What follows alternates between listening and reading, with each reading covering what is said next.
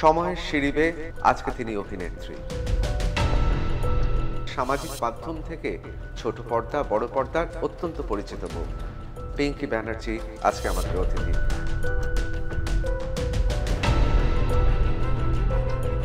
কাঞ্চন মল্লিককে বিয়ে করার জন্য কি তাড়াহুড়ো হয়েছিল মানে অযথা এখন মনে হচ্ছে? আমার কোথাও একটা ভুল হয়েছিল, বাট ঠিক আছে, যা হয় ভালোর জন্য। কিন্তু বিচ্ছেদের প্রথম কয়েকদিন তো খুব অসহায় লেগেছিল। এটাই আমি, জানো তো, এই যে হোয়াইট হেয়ার্স, লাল লিপস্টিক, এই যে কন্ট্রাস্টটা, এটাই আমি পিঙ্কি ব্যানার্জি। তৃণমূলের বিধায়ক, তাকে ছেড়ে এই ইন্ডাস্ট্রিতে কাজ করতে কোনো অসুবিধা হয় না? এইটা হওয়ার দরুন যে আমার কাজ মানে কোথাও কাঁচি হয়ে গেছে তা কিন্তু নয়, বরং কাজের সংখ্যা বেড়েছে।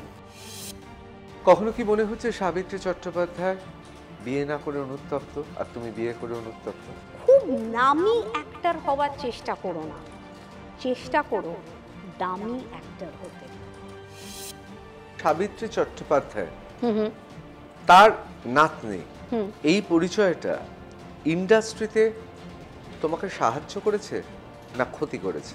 মামুনি সব সময় সবাইকে বলে যে আমার কিছু যদি পেয়ে থাকে, কেউ যদি আমার কিছু পেয়ে থাকে, সে হচ্ছে আমার নাতনি। সাবিত্রী দি যখন প্রথম শুনেছিলেন একটু ভেঙে পড়েছিলেন? উনি তো খুব স্নেহ করতেন। রক সলিড হয়ে পাশে দাঁড়িয়েছে যে উই রেসপেক্ট ইওর ডিসিশন।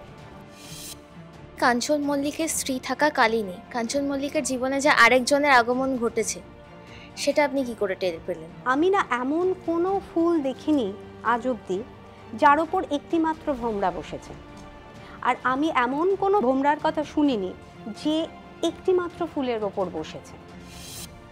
আপনি কোনো একটা জায়গার ইন্টারভিউতে বলেছেন যে বিবাহ বিচ্ছিন্ন পুরুষকে বিয়ে করাটা জীবনে সবচেয়ে বড় ভুল হয়েছে। আমি না মিথ্যে কথা বলতে পারি না।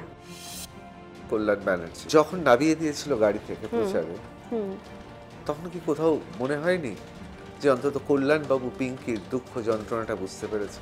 তুমি যদি ভেরি অনেস্টলি আমাকে জিজ্ঞাসা করো, আমি মিথ্যে কথা বলতে পারি না দাদা, আমার কিন্তু খারাপ লেগেছিল। কাঞ্চন মল্লিককে অভিনেতা হিসেবে কোন জায়গায় রাখবে?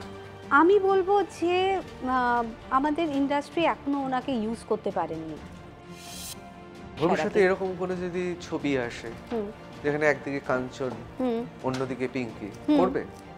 Not at all.